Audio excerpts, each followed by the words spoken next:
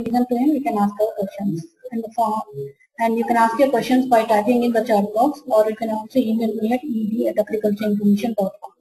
I repeat, ed@agricultureinformation.com, and I'll ask the same questions to Mr. Kalidas. And if we have time, I may unmute one or two members in the audience, and so that you can directly talk to Mr. Kalidas. Mr. Kalidas, I'm unmuting you now. You can start your presentation.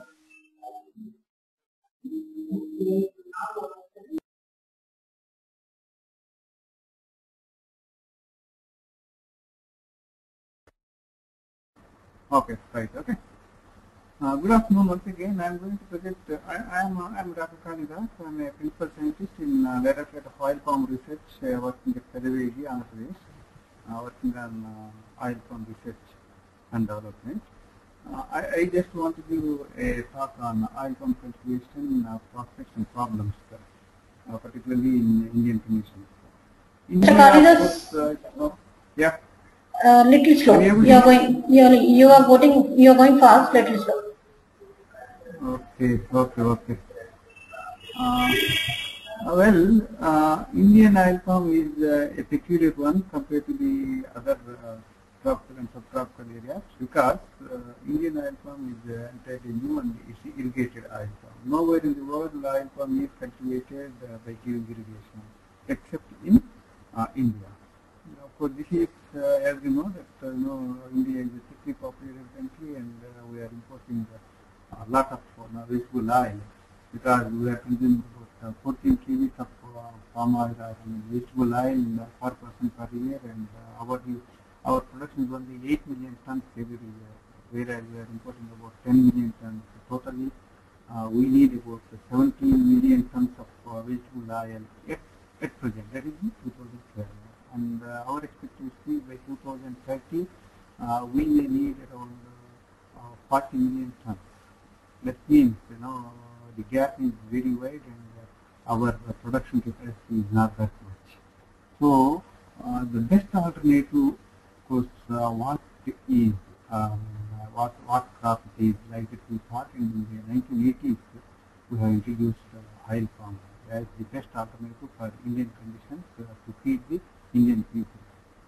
So now our projections are a little bit different because it gives about 4 to 6 tons of vegetable oil per hectare per year, and whereas if you go for groundnut or rapeseed or any soybean, we may not get more than 1 ton of oil per hectare. That means unit area, from unit area the productivity is more in case of oil palm. So since India is a... Mr. Kalidas, your voice is not clear. Can you speak a little louder and clear? There is some disturbance coming from your side. Now, is it okay? If you speak louder, that disturbance won't come. Okay then. Yeah. Okay friends, directly I will go to the session, that is oil palm cultivation for sustainability for farmers, processors and administrators. Why I have given this 3 area perspective. Farmers, of course, since they are cultivating oil palm, yes, they should be sustainable. Then the processors, since they purchase the product from farmers and they process it for oil, yes, naturally they should also be sustainable. And finally, administrators. It is the role of administrators to give the to supply the what we call ingredients to the people. So it is their major job to see that all the things are available to the people. So and that's why I kept this administrator and oil palm as a sustainable crop. Then if you see this photo, I hope everybody is seeing it. Okay, this is a clonal oil palm orchard, and this Yusuf Basiran is a CEO of Malaysian Palm Oil Council, which is the leading organization in Malaysia on palm oil. He says oil palm is the most sustainable crop to feed the hungry mouths of the world, particularly vegetable oil. Then, if you see this map, we say that oil palm is cultivated, or the area suitable for oil palm cultivation is about 20 degrees north and 20 degrees south of equator. That is, If you see, this is the equator and all this Thailand and other things, then Philippines, then Burma, little bit, then Indonesia, Malaysia, all these areas will come, and similarly India. But as per our experience, it is coming very well in Assam, which is about 20 degrees altitude, then Sri Lanka, then China is also cultivating oil palm nowadays, particularly in southern China. Then, what are the benefits of oil palm cultivation?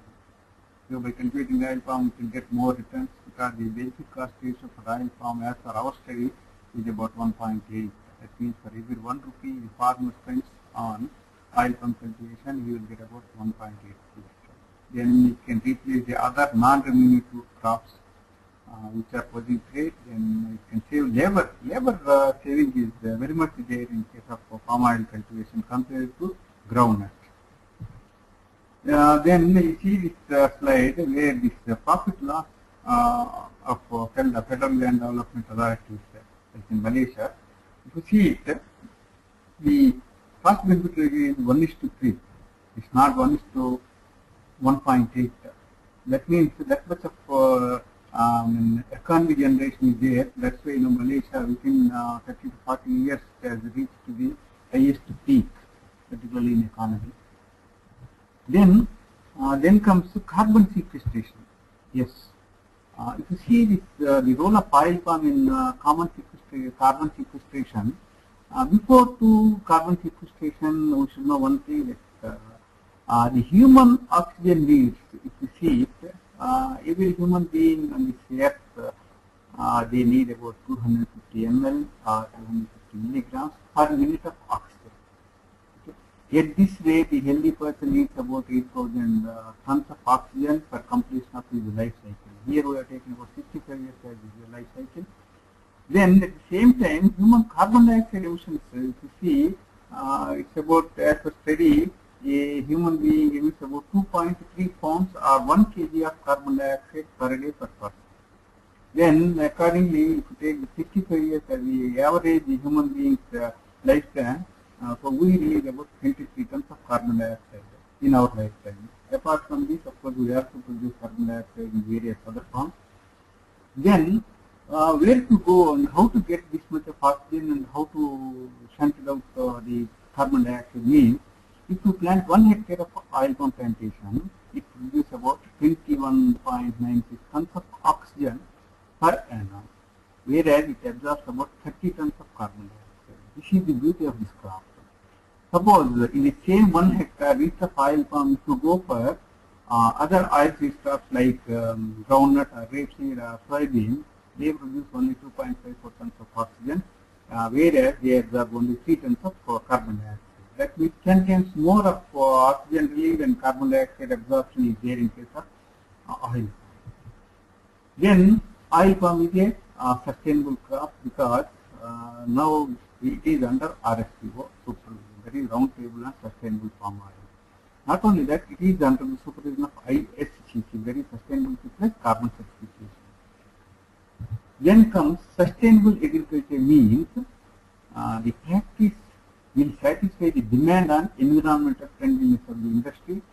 Then it issues the market of a product's environmental worthiness. Then it provides incentives like sustainable plantation management and make the industry accountable for environmental impact.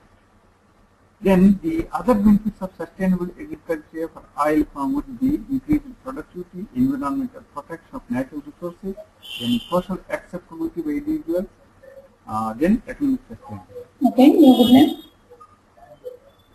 Okay. Yes. Then apart from this, oil palm is a good plant for recycling its waste. So if you get about 25 tons of fresh fruit bunches from 1 hectare of oil palm, they extract about 93 kg of nitrogen, 11 kg of phosphorus, and 92 kg of potassium. But at the same time, this much of nutrients you can get back from its biomass, because from 1 hectare of oil palm, it gives a huge biomass of 15 to 17 tons of biomass, particularly in form of leaves, empty fruit bunches, apart from our FFP. Then it produces on an average about 24 leaves per palm per year, which is equivalent to 10.3 tons of biomass per hectare. Then if you see this, these are the biomass which are produced by oil palm apart from FFB. These are the leaves and this is the empty fruit bunches. Then the rhizosphere of oil palm, if you see how best oil palm is useful for the rhizosphere means it has adventitious root system. It doesn't have any penetrating roots and they go for the horizontal or descending with varying angle into soil. Then horizontal root system is up to 0.5 to 3 meters.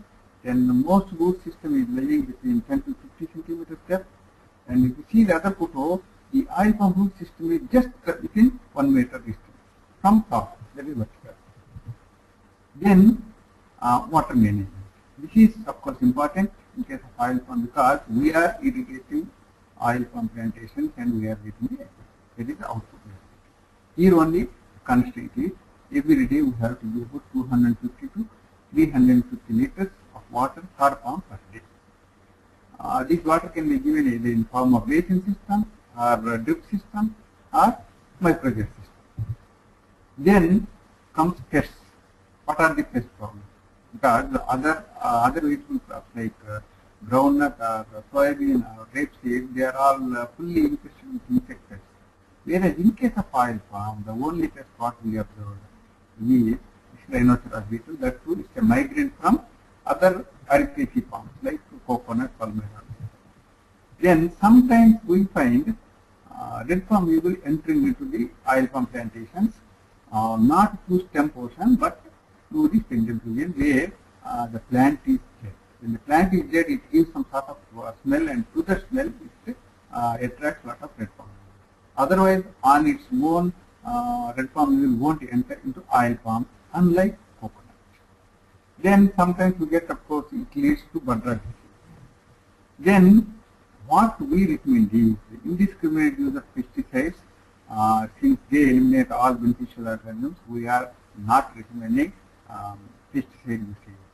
Then at the same time, use of herbicides also eliminates several species of plants that serve as sites for refuge and feeding for the beneficial organisms. That's why we are not recommending farmers not to to go for herbicides. Then integrated management practices were taken by releasing this what we call parasites, predators, then microbial organisms. Then in Malaysia, of course, they go for zero burning, particularly in replanting. They don't go for burning. Then they recommend legume crops, Mycobacteriata or any other Calpoconium. Then we recommend beneficial plants like Acacia and Antigonan. Antigonan is nothing but creeper botany, and this attracts a lot of parasites and predators, and the parasites it harbors and natural enemies, and all the natural enemies they stay in flowers of these beneficial plants, and then they go to the plantation and they feed on the insects. That's how insect control is observed in Malaysia and other places. So the same thing we are recommending here, particularly in oil palm plantations, to go for Antigona leptopus, which is commonly available. It's called the Mexican hotweed, which is available everywhere. So if they go for this planting all around the bunch, that will take care of the insects. Then this is a Malaysian felda photo where they are cultivating and this beneficial plants all around the oil palm plantations. Then in the diseases, about 3 or 4 important diseases we could observe on oil palm plantations, which can be cured very easily. That is, one is bud rot, then the basal stem rot, Ganoderma, of course, which is a serious pest all over the world. Then stem bed rot, which is observed only in India, for which we are making the surgery of the plant and removing the entire infected material and treating with fungicides. Then bunch failure due to paucity of pollen or some diseases. Then bunch rot. Bunch rot, of course, it is occurred with, because of some fungus called Merapius fungus, or sometimes if the irrigation system is faulty and water is falling continuously on the fresh fruit bunches on the plant, then of course the bunches they rot and ultimately burnt. Then in case of harvesting, yes, we have standardized the harvesting measures, then when to harvest, how to harvest, and nowadays, see so many new harvesting cities have come, particularly motorized systems. Then Malaysian Palm Oil Board has brought out the technology on use of petrol operated or kerosene operated mechanical harvesters, motorized harvesters. Apart from MPOP's technology, then Singapore company has brought out one more motorized harvester, which is a little bit cheaper compared to MPOPs. And the Singapore one is finding, of course, we found that it is better compared to MPOPs. Otherwise, of course, if plants are too high, then we have to go for long harvesting poles, what we observe in case of very old plantations. Then the latest technology in oil palm is clones. We go for cloning. Then Malaysia has come out with so much of production of clones. Then apart from clones, they are also producing clonal seeds, triclonal and multiclonal and uniclonal seeds. Then, but the clones have their own problems because even though we expect same, a lot of unity, symmetry or similarity among all, but variation is observed in most of the cases. That's why it is not picking up as we expected. However, even in the DOPR has also brought out some technology, particularly for cloning.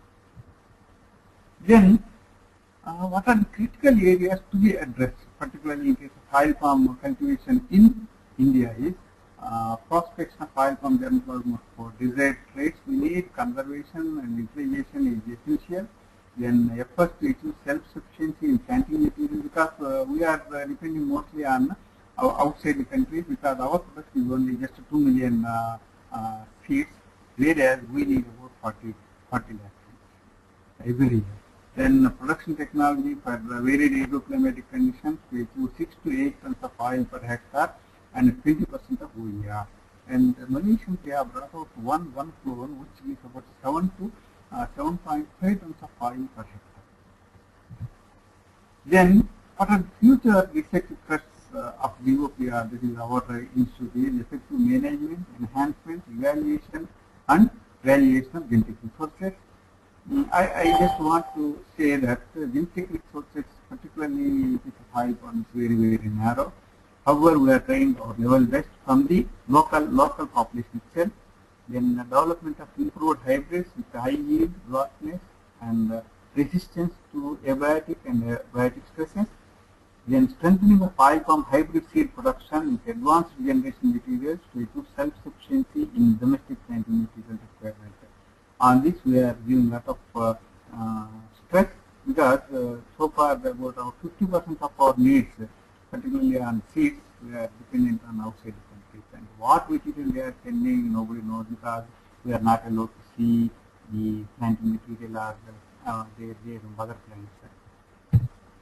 Then we want to develop a system for the productive use of water to get more crop per drop by increasing the water and nutrient use efficiency, which is important actually, particularly in a country like India, where the monsoon is only for 4 months or 5 months. Then we want to develop a suitable harvesting tools for oil palm production and the post-harvest technologies to improve product quality and minimize environmental impacts. Then we want to develop integrated pest and disease management schedules for all the important pests and diseases. Then we want to develop a new diagnostic techniques for rapid and accurate and cost-effective detection of high impact pests and diseases, particularly the Ganoderma. Identification of Ganoderma disease is very, very difficult, particularly in young stages or in initial periods itself to identify, and it's very easy to control. So that kits or diagnostic techniques we want to develop. Then by 2050, the requirement of vegetable oils is, as I told, about 40 million tons. The area covered under oil palm is 2 million hectares, and palm oil to be produced will be about 14 million tons.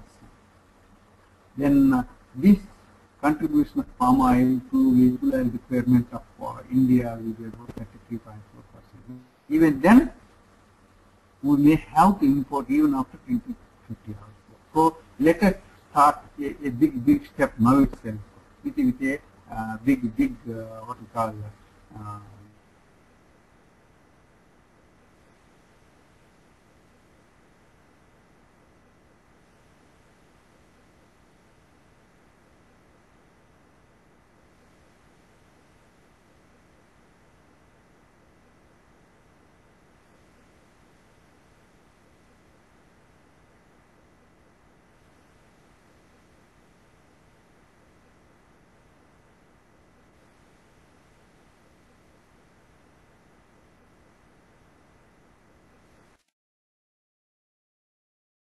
not go further. That needs sustainability. Then at the same time process also needs sustainability. Then the sustainability from where will it come? It of course it comes from technologies, it comes from administrative sector, and because unless the farmer gets good price for his output, he will not be sustainable. So same way, integrated pest, nutrient and disease management practices we want to develop by using the latest low-cost technologies, because every time we want to see what is the cost and what is the benefit and what is the benefit cost ratio, will it be a sustainable one or not. Then it will leverage the sustainability to the oil palm industry as a whole. In the sense, not only the farmer, the person will also get benefited. So this is how this marketing, this is what I want to say. Thank you very much. But more than this, these are common presentations. If anybody has doubts, particularly in case of oil palm cultivation in India, please feel free to ask me. Thank you. Thank you for the interesting talk, Mr. Kalidas. Audience, you can start your question. Okay. All right. Yeah. Let them.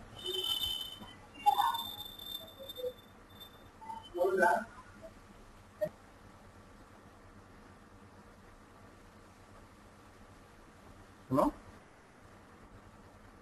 Hello? Mr. Justin is asking how long it takes before the first harvest.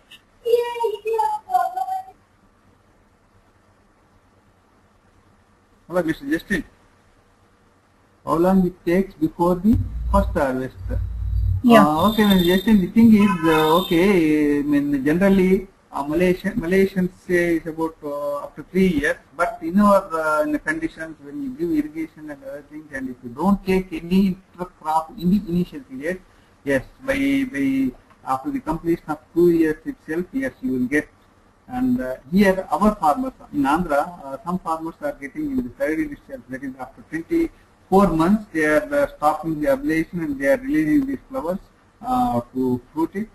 Then within the third itself they are getting about 10 tons.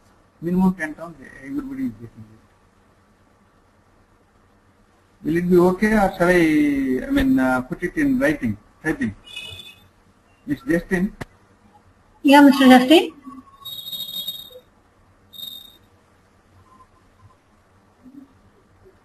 Rest of the audience, you can continue with your question.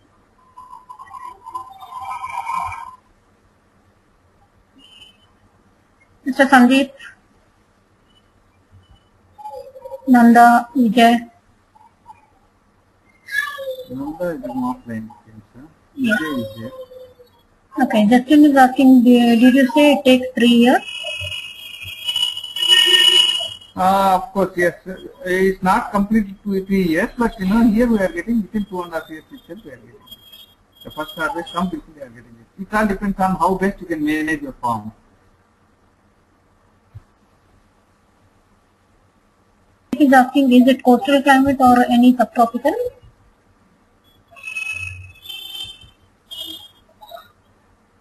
Yeah, it is coming up very well in subtropical areas.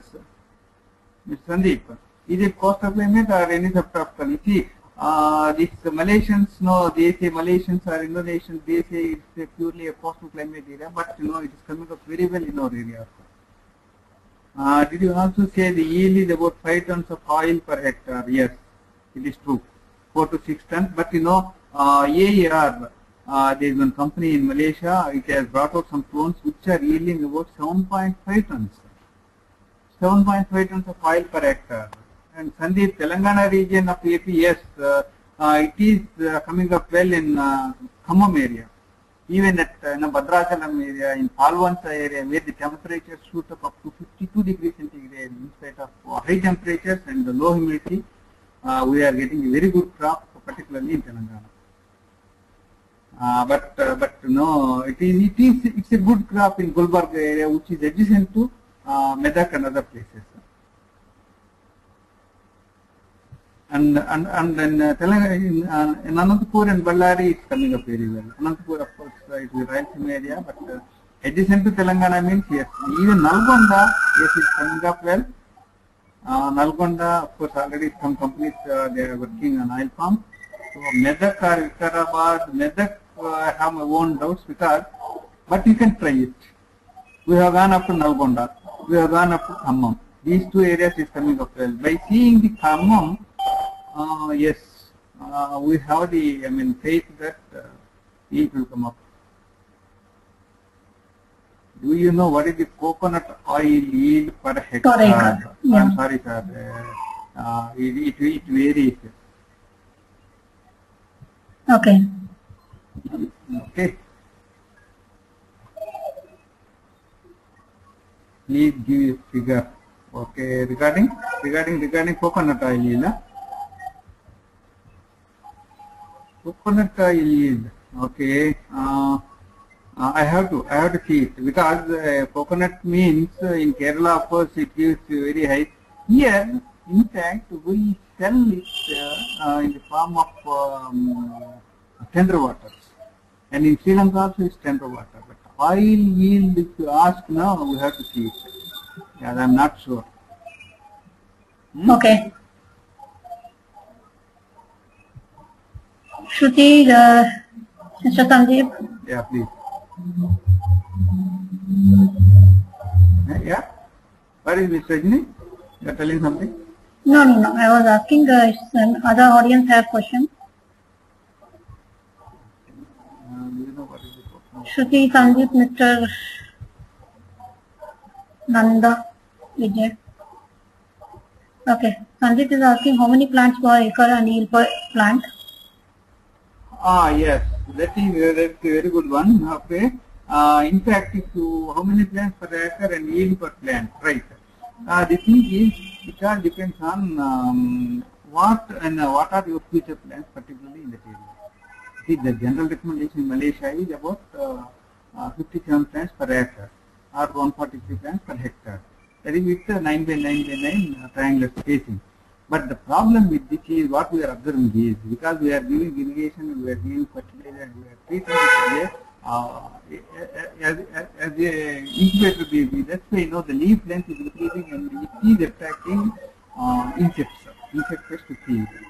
So what our recommendation is, okay, let us go wider spacing of 10 by 10. Second thing is, if you want to go for cocoa plant area as an intercrop, because cocoa is a very good intercrop in oil palm and coconut, but the thing is, cocoa also needs some sort of sunlight. Whereas in case of oil palm, if you go for 9 by 9 by 9 spacing, within 3 or 4 years, the leaves of the adjacent palms, they are intermingling, and ultimately we are not getting any light inside. So we are unable to grow this cocoa very well. That's why if you go for wide spacing like 10 by 10 by 10, definitely yes, in some places we observe yes, it's coming up very well and it is yielding. So that's why, what are your future plans? That means if you want to go for cocoa as intercrop after 2 years or after 3 years, then definitely yes, you go for 10 by 10 spacing, and in that case you may have to forego about 7 palms. That means only 50 palms will come in acre. And the yield, of course, absolutely we are not finding any, not 40 plants, about 50 plants. Yield wise, absolutely there is no problem. Definitely, yes, you can get more than 10 tons per acre. Because if you increase the spacing, all the lower leaves of the oil palm, they get the sunlight, and ultimately the yield is increased from these palms. Okay. Sandeep? Sandeep is asking once plant yielded, planted yield comes how many years? Is it harvested once a Harvested year? once no, it's not once a year. Every 10 days you have to harvest, number one. Then after 3 years, from third year onwards, you can start yielding it. You can start harvesting it. Then I have seen the plants, particularly in Karnataka, in Sulia area, there is in South Canara, there is mango, near Mangalore. 43 or 44-year-old oil palm plantations, they are still yielding. That means that means it has the vigor to yield up to 40 years, 50 years. Only thing is